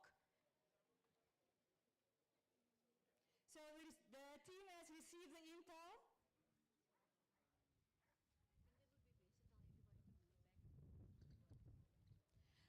I think that. Okay, can everyone, once the dog comes out, you must just please stay at the back of the stop sign, not in front of it. We don't want to create too much movement. So as you can see, the team is getting into position.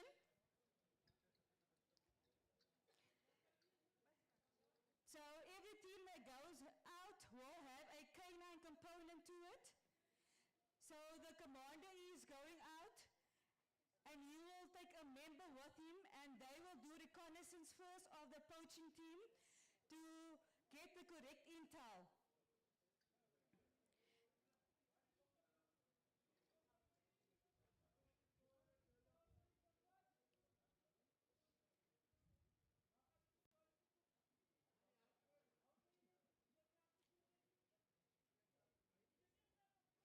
So once the team is in formation, 2 members will go out and they will do the reconnaissance of the area, checking escape routes, checking the number of poachers there are, what the hazards are, and orientating themselves accordingly.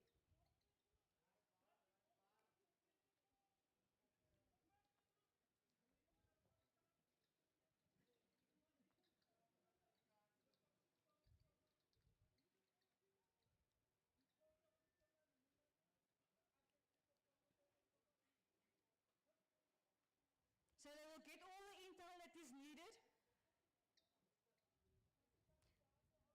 Once they got the intel, they will go back and brief the rest of the team who's at a temporal base.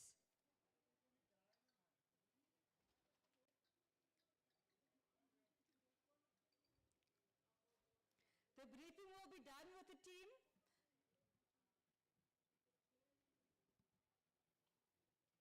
So that everyone knows what is the objective and the process for takedown.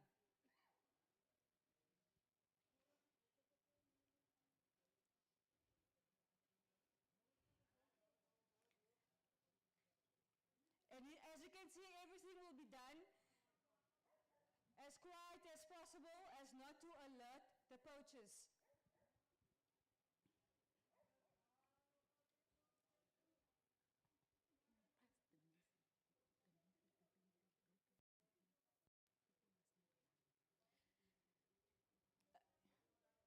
Please do not run or shout if the dog is released, just stand still. Okay, once they see the poachers, they will go into formation, ready for the apprehension.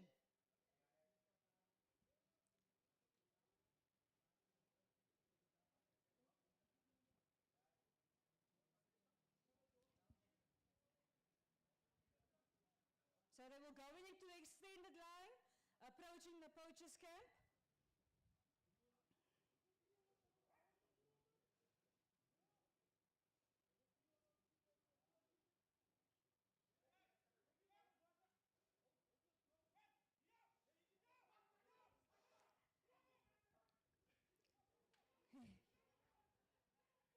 Okay, once the dog has got the one poacher, the apprehension will be done. You all, a ranger never works alone. see everyone will have their buddy, their partner to assist them with the apprehension.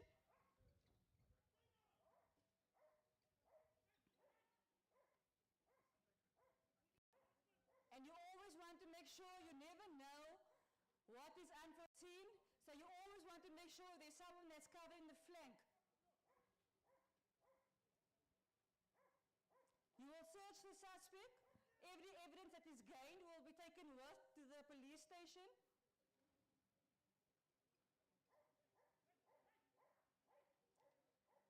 And you need to make sure the proper search is done head to toe.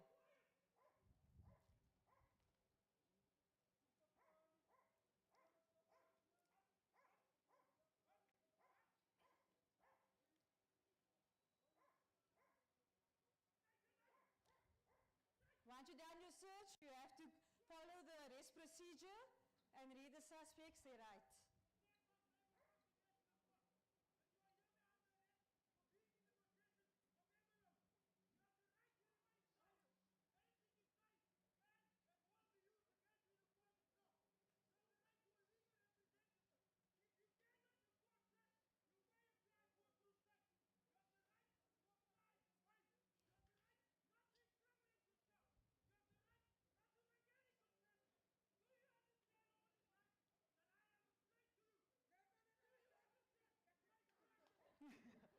And that's a very realistic of what really happens in field. So once the rights is read, they will be taken to the nearest police station with all evidence gathered. Thank you very much.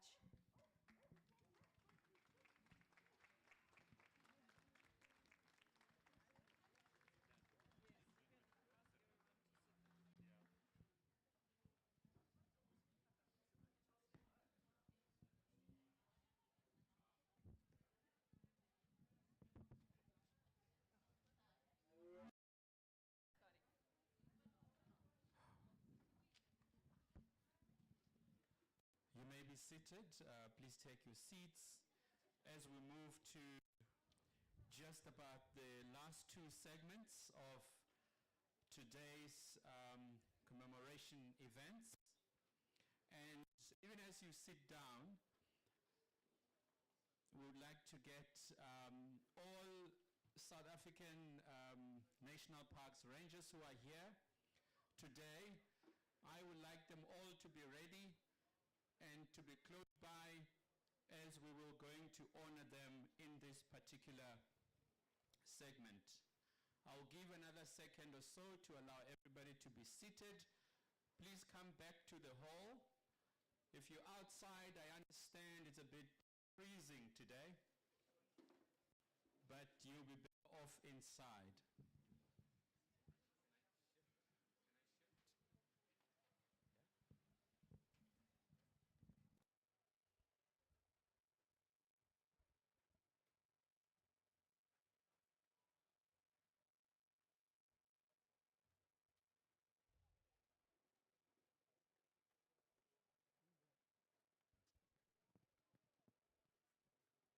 I want all the rangers to be ready. All the rangers that are here today, I want them all to be ready as we were going to honor them.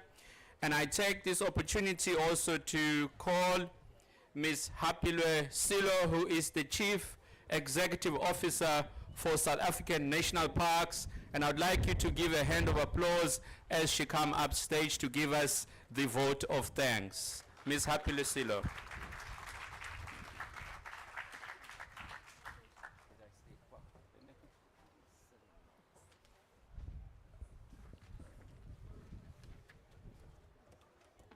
Good morning, ladies and gentlemen.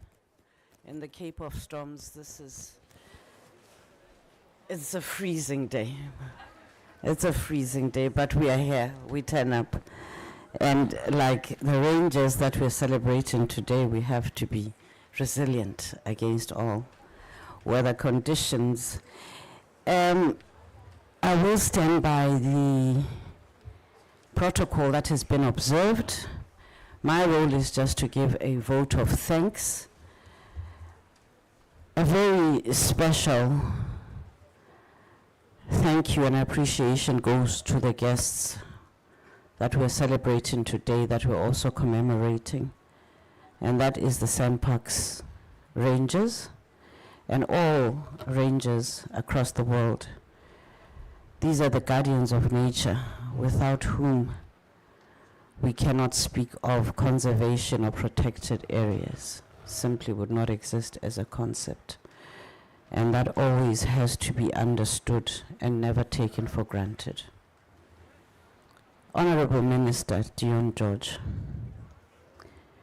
we thank you for your commitment, for your support at all times, and we welcome the manner in which you have embraced the cause of the Rangers. In partnership with you, we believe that we will elevate the cause of the Rangers. We will be able to provide, as you requested, not just words, but actions. We are making commitments, as you have seen, in many respects, from a resourcing point of view, to ensure that the role of the Rangers in Sandparks is elevated and it's strengthened. And as we go on, you will see that our actions mirror our words. Alderman J.P. Smith, your partnership with our team is recognized. So thank you for being here. Thank you for the partnership that you provide as a city. And as you've said, there is room for improvement in our partnership. We acknowledge that. And just a day ago, we were talking about the embedding of staff. Yes. So that's a decision that was taken yesterday, because we are doing everything it takes to ensure that Table Mountain is as safe a possible place for the public, the citizens of Cape Town, as well as the tourists that are such a critical lifeblood to the economy of Cape Town. The Sandparks Board Chairperson, Ms. Pimiako.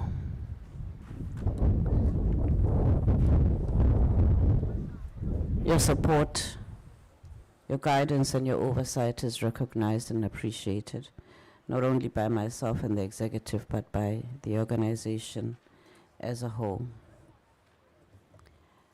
I'm not sure if Lieutenant Colonel Peters Stevens is still here. The SAPS, with whom we cannot be able to retain the safety and area integrity of Table Mountain. We thank you for your commitment. We thank you for saying publicly that you bring to this relationship a solidarity, because it is only through that solidarity that we are going to be able to make inroads in curbing the challenges that we face, the security challenges that we face on Table Mountain. Thank you for being here as well. Mr. Jansen Davis of the Sandparks Honorary Rangers, I am not seeing you in the audience. Thank you. The Sandparks Honorary Rangers, as you know, at every platform I always emphasize, you're very critical partners to us. In every park across our network of parks, you provide much needed support financially and in kind, and we cannot do without you. Our world, our mission, our mandate as Sandparks cannot be fulfilled without collaborations with people such as the Honorary Rangers and the South African. I acknowledge the presence of our First Nations leaders and thank them for their presence, as well as the NGOs who work with us daily. There's various volunteer groups as well who assist us in managing the park and managing the trails, looking out, being our eyes and ears on the ground, particularly around crime issues. We thank you. And those who are represented here, we thank you for being here. I'd also like to give a special word of thanks to the Cape region for pulling off this celebration. and hosting us at the foot of the iconic Table Mountain, cold as it is. I'm not sure whether the tent has made it worse or better because the sun. So maybe if we didn't have the canvas, I think we wouldn't be feeling the way we're feeling, but we will survive. We will survive. We've survived so far. But a very special thank you. It takes a lot to pull together an event, colleagues. We don't take it lightly. You've made it a very special day. And the drills that we just saw, Minister, and everybody else who's here, they help us to truly appreciate or get insight into what it is that our rangers do on a daily basis. We may not always be with them out in the field, but it's through those drills that we have a true appreciation of what it is they face every single day of their lives. I'd like to also thank Kanyiso, is his name for the moving poem. He's an environmental monitor. He is still to be a ranger. Please tell me when he does become a ranger. I'd like to attend. The panelists who served here, such refreshing thinking, and it says to us, Megan and Bongani, that the future of SANParks is in good hands. We are getting to a point of a paradigm shift with regards to how we manage conservation, and the fact that their emphasis was the community is at the center. That is the only way we can sustain conservation in South Africa, and those are the values that are mirrored in our Vision 2040. Our work now is to get it done.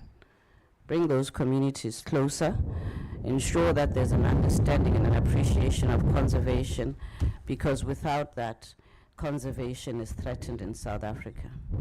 MQ Ngubane, the producer, we thank you, people like you. You bring a different perspective, you bring insight, you bring a different audience, a different set of ears and eyes to what it is we do. These are people who watch your work as an artist, are people who under normal circumstances would not even cross our paths, would not even really, they probably would go to a national park or maybe wouldn't really bother. And the work that you do, it really opens the eyes of potential supporters of our cause globally. We thank you. So we thank the arts and culture community, and bring more of your colleagues.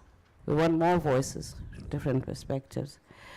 And with that, ladies and gentlemen, I have a special gesture that I would like to hand over to the rangers that are present today. There is never enough ways and words to illustrate one's appreciation for the work that they do. We try, and this is just but one gesture.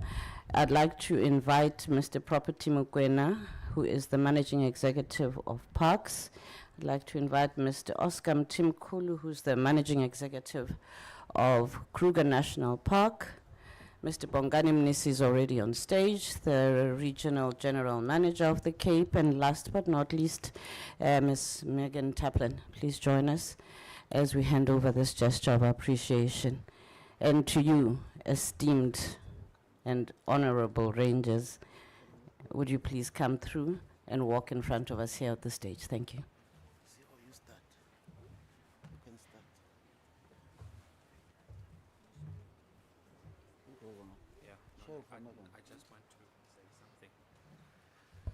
Let's give the rangers a hand of applause even as they walk and receive. These are thank you cards which every ranger across South African national parks receives right now at this very moment as we're celebrating this event across the country.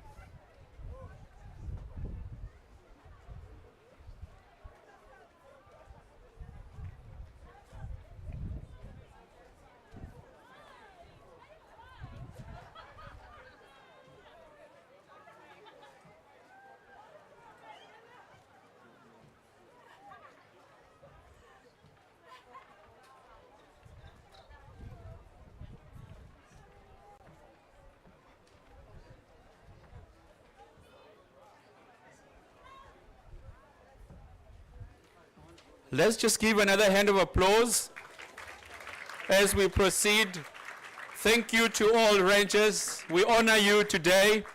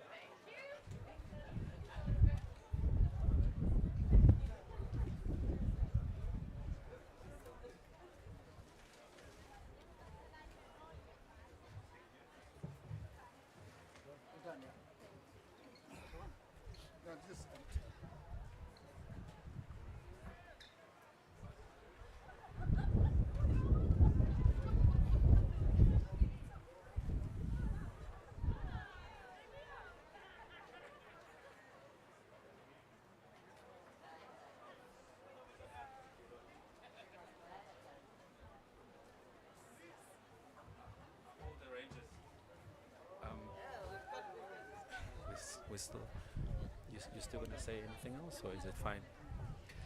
Thank you so much, and maybe I should ask, are there any more rangers here? Even if you identify as a ranger, today we honor you. And I say this particularly because in conservation, you actually don't need a degree. You just need to love nature. And by virtue of loving nature, you are a conservationist. And that's why conservation is not just for us, the custodians who manage these national parks on your behalf, but conservation, it's a task for everybody else. And as we move close to the closure of these events, we are on time, and I am grateful for that.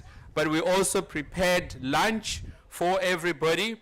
And I would like to direct you that the lunch for all our honored guests would be as we walk down this road here. It will be below, around here. The ushers will take you there and direct you.